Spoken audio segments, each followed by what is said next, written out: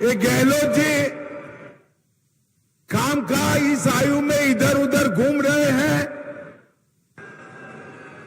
ये सभा का कोई इनको वीडियो बता दे तो गहलोत जी को मालूम पड़ जाएगा कि उनकी सरकार का जाने का समय शुरू हो गया है। किसान को खेत में रहने का समय है। मेघराज का आगमन हो गया है। मेरे आदिवासी भाइयों बहनों को भी खेत खलिहान में छोटे छोटे खेतों में काम है, फिर भी आज जो नजारा मेवाड़ की धरती पर मेरे सामने है वो बताता है 23 और 24 दोनों में पूर्ण बहुमत के साथ भारतीय जनता पार्टी की सरकार बनने जा रही है।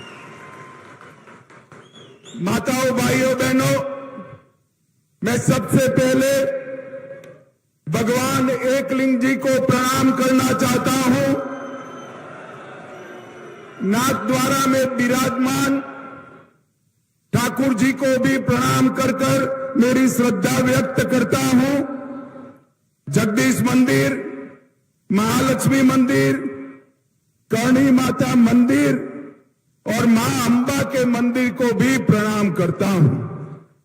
आज मैं जब यहां आया हूं तब सबसे पहले हिंदुओं के सूर्य और जिन्होंने स्वधर्म, स्वदेश और स्वभाषा के लिए रान रान पान पान जंगलों में घूमना पसंद किया मगर मुगलों के सामने सर नहीं झुकाया, वो वीर सपूत महाराणा प्रताप को मैं प्रणाम करना चाहता हूं।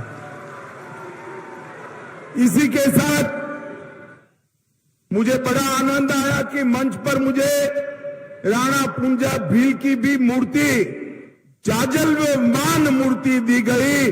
उनकी वीरता को भी मैं प्रणाम करना चाहता हूं। मित्रों, ये भूमि त्याग, बलिदान और भक्ति की भूमि है।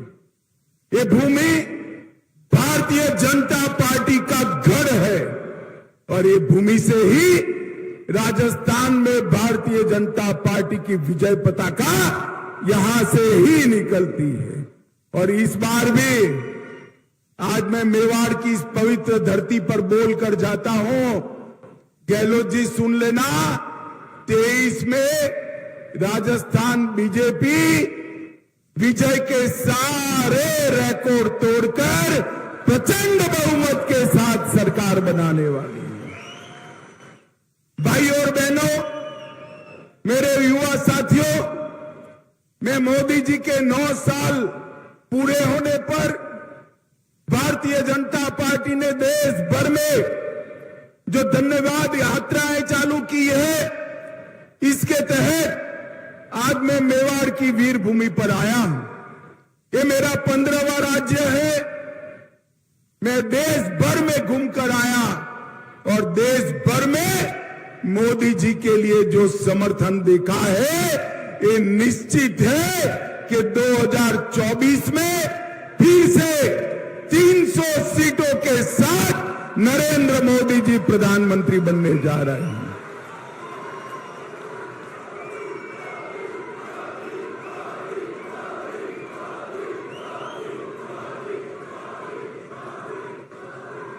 माताओं, भाइयों, बहनों, मोदी जी के शासन के 9 साल कई मायनों में भारत के अंदर परिवर्तनकारी रहे हैं। मोदी जी के शासन के 9 साल गरीब कल्याण के 9 साल रहे।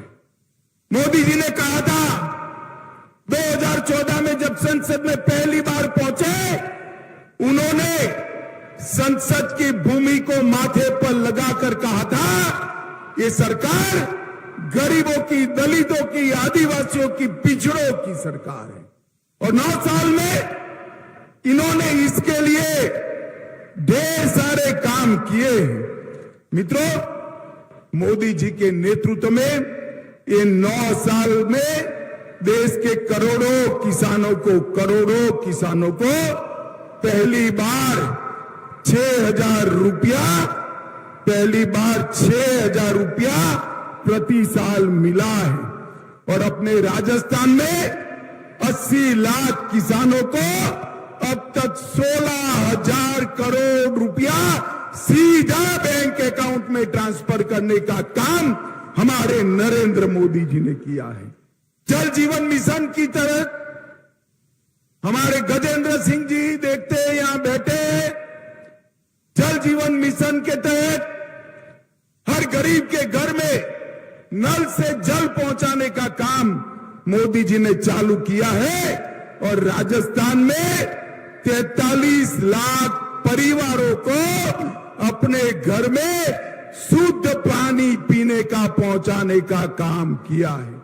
मित्रों, राजस्थान में 86 लाख शौचालय बनाए, 1 करोड़ कार्ड को 4.2 करोड़ लोगों को 3 साल से मुफ्त में प्रति व्यक्ति प्रति माह अनाज देने का काम ये भारतीय जनता पार्टी की सरकार कर रही है। 5.75 लाख उज्ज्वला के कनेक्शन दिए गए, 84,000 कनेक्शन मेरे ट्राइबल भाइयों को, आदिवासी भाइयों को देने का काम ये भारतीय जनता पार्टी की सरकार ने किया। 18 लाख लोगों को खुद का घर देने का काम ये भारतीय जनता पार्टी की सरकार ने किया है। मित्रों, मैं पास के गुजरात से ही आता हूं। यहां बहुत बड़ा जनजाति समुदाय है, आदिवासी समुदाय है। मेवाड़ के राणाओं ने जो लड़ाई लड़ी, इसके साथ मेरे आदिवासी भील भाई कंधे से कंधा लड़ाकर मुगलों के सामने लड़ने का काम आदिवासियों ने किया है। और स्वतंत्रता संग्राम में ढेर सारे गौरवमय प्रकरण मेरे आदिवासी भाइयों के नाम पर लिखे हैं। मोदी जी ने भगवान बिरसा मुंडा को, उनकी जयंती को जनजाति गौरव दिन के रूप में स्थापित कर देश भर के आदिवासियों का सम्मान करने का काम किया है। इसके साथ पहली बार आजादी के 75 साल के बाद एक आदिवासी महिला को, गरीब घर की महिला को द्रौपदी मुर्मू से महामहिम द्रौपदी मुर्मू बनाने का काम नरेंद्र भाई ने कर समग्र देश के आदिवासियों को गौरव दिलाया है। पहले गहलोत जी सुन लीजिएगा, 10 साल आपकी सरकार चली सोनिया मनमोहन की, सिर्फ 90 एकलव्य विद्यालय थे।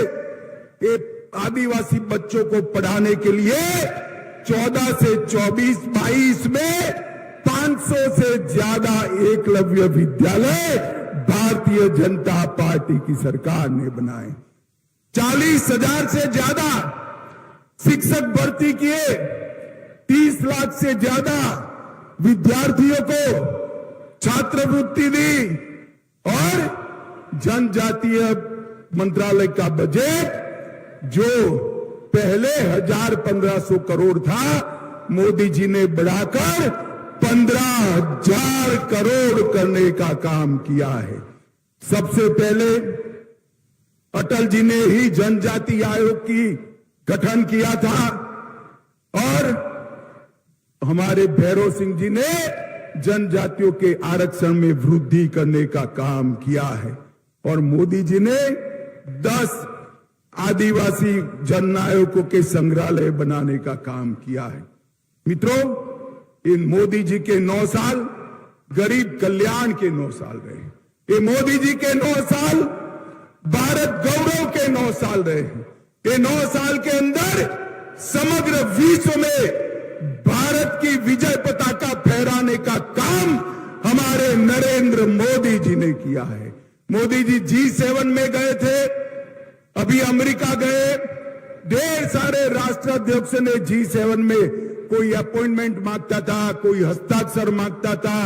अफ्रीका में किसी ने मोदी जी के पैर छू लिए और जहां पर गए वहां मोदी मोदी मोदी मोदी के नारे लगे।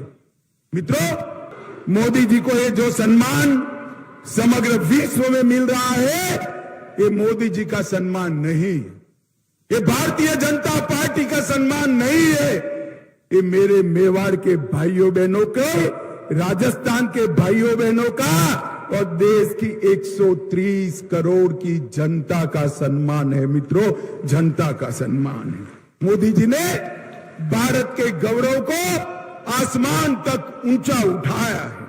मोदी जी ने भारत उत्तर से 9 साल है, विकास के हर पैरामीटर में, चाहे शिक्षा हो, इंफ्रास्ट्रक्चर हो, इंडस्ट्री हो, दलित कल्याण हो, आदिवासी कल्याण हो, युवा की बात हो, महिला की बात हो या विदेश से इन्वेस्टमेंट लाने की बात हो, हर क्षेत्र में मोदी जी ने नए आयाम गढ़े हैं।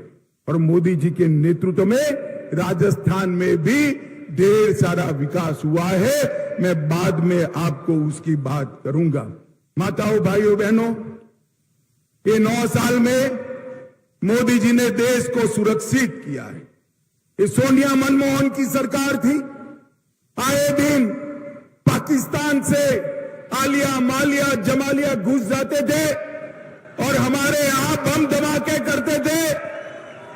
2014 में आपने 25 में से 25 सीट दी, 19 में भी 25 में से 25 सीट दी, मोदी जी को प्रधानमंत्री बनाया और उरी और पुलवामा में गलती कर दी, पाकिस्तान ने गलती कर दी।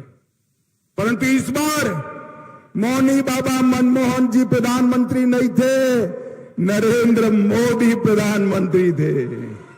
इस बार कांग्रेस की सरकार नहीं थी, भारतीय जनता पार्टी की सरकार थी। 10 ही दिन में पाकिस्तान के घर में घुसकर सर्जिकल स्ट्राइक और एयर स्ट्राइक कर आतंकवादियों का खात्मा बुलाने का काम नरेंद्र मोदी सरकार ने किया। माताओं, भाइयों, बहनों, ये मेवाड़ वालों मुझे बताओ, ये कश्मीर अपना है या नहीं है?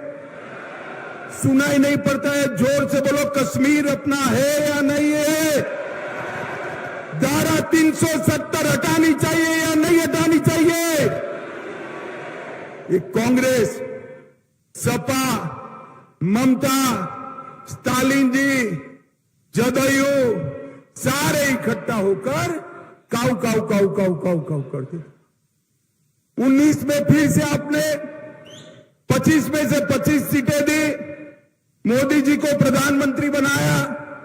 मोदी जी ने एक ही झटके में धारा 370 को 5 अगस्त 2019 को समाप्त कर दिया। और राहुल बाबा कहते थे कि धारा 370 मत हटाओ वरना खून की नदियां बह जाएगी। अरे राहुल बाबा, किस जमाने की बात करते हो? खून की नदियां छोड़ो, किसी की कंकर चलाने की हिम्मत नहीं हुई है, कंकर चलाने की। ये 9 साल में मोदी जी ने देश को सुरक्षित करने का काम किया है। 9 साल में मोदी जी ने देश को विकसित करने का काम किया है।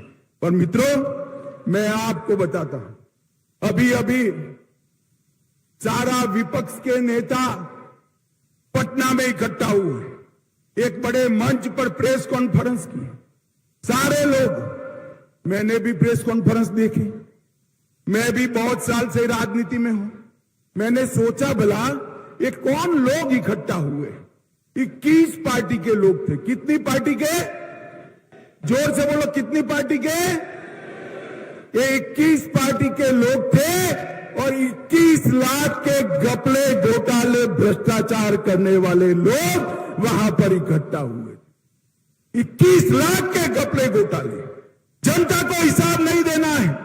अरे मैं इस मंच से चैलेंज देता हूं, नरेंद्र मोदी सरकार पर आज तक हमारे विरोधी भी भ्रष्टाचार का एक भी आरोप नहीं लगा पाए। मित्रों, एक भी आरोप नहीं।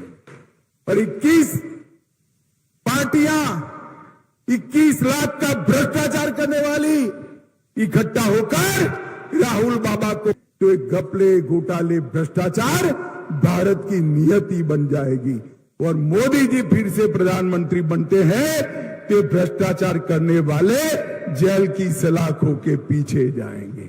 मुझे बताओ भाई, राहुल बाबा को प्रधानमंत्री बनाना चाहिए या मोदी जी को? जोर से बोलो, किसको बनाना चाहिए? और ये सारी पार्टियां, ये सारी 20 पार्टियां, 21 पार्टियां जो इकट्ठा हुई, इनके मन में मेवाड़ वालों आपका भला नहीं है। इनके मन में अपने बेटे का भविष्य है। मैं नाम से कहता हूं, सोनिया जी का पूरा जीवन का लक्ष्य है राहुल जी को प्रधानमंत्री बनाना। लालू जी का लक्ष्य है अपने बेटे तेजस्वी को प्रधानमंत्री बनाना। ममता जी का लक्ष्य है अपने भतीजे अभिषेक को मुख्यमंत्री बनाना। स्टालिन जी का इंटरेस्ट है अपने बेटे उदयनिधि को मुख्यमंत्री बनाना और गहलोत जी का इंटरेस्ट है वैभव को मुख्यमंत्री बनाना। मुझे बताओ, ये आपका भला कर सकते हैं भाई? जरा जोर से बोलो भाई, कर सकते हैं? जो अपने बेटे के लिए काम कर रहे हैं इसको वोट देना है या जो देश के लिए काम कर रहे हैं इसको वोट देना है? ये तय करने का समय देश की जनता के लिए आ रहा है। मित्रों, अब घर जैसा होगा ऐसा संस्कार घर के हर लोगों में हो। ये राजस्थान में गहलोत जी की सरकार भी पिछले 3-4 साल से लगातार देश भर में भ्रष्टाचार के सर्वेक्षण में भ्रष्टाचार करने में नंबर 1 पर है, नंबर 1 पर है। माताओं, भाइयों, बहनों, खनन विभाग में 66,000 करोड़ का भ्रष्टाचार किया और बात वहां तक पहुंच गई, एक संत ने अपना आत्मविलोपन करना पड़ा, फिर भी भरतपुर में अवैध खनन फिर से चालू हो गया है। उदय सागर झील के नाम से 2000 करोड़ का भ्रष्टाचार, प्रतापगढ़ में 1000 करोड़ रुपए के लाइमस्टोन खान का भ्रष्टाचार, सचिवालय में अफसरों की अलमारी से 2 करोड़ रुपया और 1 किलो सोना निकलता है। गहलोत जी जरा बताइए, सोना किसका है भाई? हिसाब मांगना चाहिए या नहीं मांगना चाहिए? पीछे वाले बोलो, मांगना चाहिए या नहीं मांगना चाहिए? आपके पास मौका है अब हिसाब मांगने का कि सचिवालय के अंदर ये 2 करोड़ रुपया और 1 किलो सोना किसका है, उसका हिसाब दीजिए। काली सिंह बांध के नाम पर करोड़ों रुपए का घपला, गरीबों के राशन में 100 करोड़ रुपया चाऊ कर गए, वृद्धावस्था पेंशन में 450 करोड़ रुपया चाऊ कर गए। शर्म करो, शर्म करो। गरीब बच्चों का अनाज और वृद्धों के पैसे खाकर कोई सुखी नहीं होता है। गहलोत जी, ये सरकार भ्रष्टाचार की सरकार है। इस सरकार ने तो भ्रष्टाचार के सारे रिकॉर्ड तोड़ने का काम किया है और अशोक गहलोत जी ने जितने भी वादे किए थे वो सारे वादे तोड़ दिए हैं। मित्रों, 10 दिन के अंदर किसानों का कर्जा माफ करना था। मुझे बताओ, हुआ है भाई? अरे जोर से बोलो, हुआ है? युवाओं को बेकारी भत्ता मिला है? उल्टा 19,000 किसानों की भूमि कुर्क करने का काम ये सरकार ने किया है। मित्रों, 19 से ज्यादा पेपर लीक हो चुके हैं। बेरोजगारी और बलात्कार में राजस्थान देश भर में नंबर 1 पर है और उनके ही प्रदेश कांग्रेस अध्यक्ष के बेटे टॉपर कर जाते हैं, जनता बिचारी रह जाती है।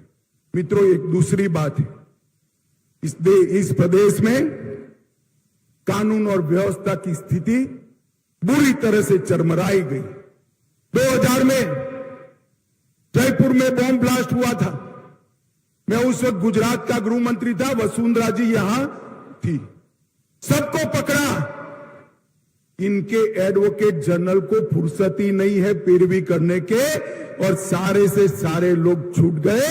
50 लोगों को मारने वाले दहशतगर्द आतंकवादी आज निर्दोष छूट गए हैं और इनको शर्म नहीं आती। और मुझे कहते हैं कि क्या किया कन्हैया लाल ने। अरे तुम्हें आपको पहले शर्म आनी चाहिए। माताओं भाइयों बहनों बताओ, कन्हैया लाल को सुरक्षा किसने नहीं दी? जोर से बोलो किसने नहीं दी? जोर से बोलो किसने नहीं दी? मर गया तब तक किसकी पुलिस चुप रही? अरे आप तो पकड़ना भी नहीं चाहते थे, एनआईए ने पकड़ा। और झूठ मत बोलो गहलोत जी, चार्जशीट नहीं हुई है। मैं डंके की चोट पर कहता हूं 22 दिसंबर 2022 को चार्जशीट हो चुका है। स्पेशल कोर्ट बनाने का काम आपका है, जिससे जल्द सजा दी जाए। राजस्थान सरकार हाई कोर्ट को भरोसे में लेकर स्पेशल कोर्ट नहीं बनाती है, न तो आज तक कन्हैया लाल के दोषियों को फांसी पर लटका चुके होते। मित्रों, लटका चुके। इनको शर्म आनी चाहिए। ये वोट बैंक की राजनीति करते हैं। मैं आज इतना कहना चाहता हूं, मोदी जी ने PI5 पर बैन लगाया।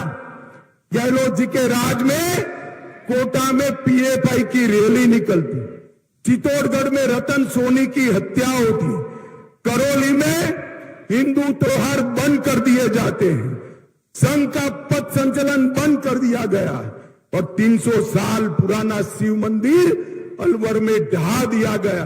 भगवा ध्वज उतारने की हिमाकत ये गहलोत सरकार करती है।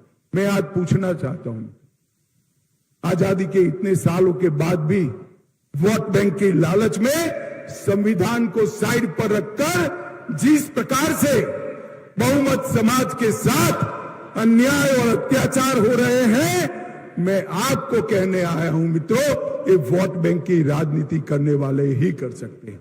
Bharatiya Janata party vote bank की राजनीति नहीं करती है। मोदी जी के शासन में जब वसुंधरा जी थी तब भी यहां आतंकवाद पर लगाम कसने का काम भारतीय जनता पार्टी ने किया है। ये 3D से घिरी हुई सरकार है। 3D का मतलब है दंगा, महिलाओं से दुर्व्यवहार और दलितों पर अत्याचार। ये 3D से घिरी हुई अशोक गहलोत सरकार को हमने उखाड़ कर फेंक देना है। मित्रों, ये दंगा राज यहां पर हो चुका है। मैं आज आपको इतना ही कहना आया हूं मित्रों, आपके पास 2 मौके। एक आपको केंद्र सरकार भी चुननी है 24 में, एक राज्य सरकार भी चुननी है। मगर एक वोट देने से दोनों काम होते हैं, तो राजस्थान वालों करना चाहिए या नहीं करना चाहिए? अरे जोर से बोलो यार, एक ही वोट देने से 2 काम होते हैं, तो करना चाहिए या नहीं करना चाहिए?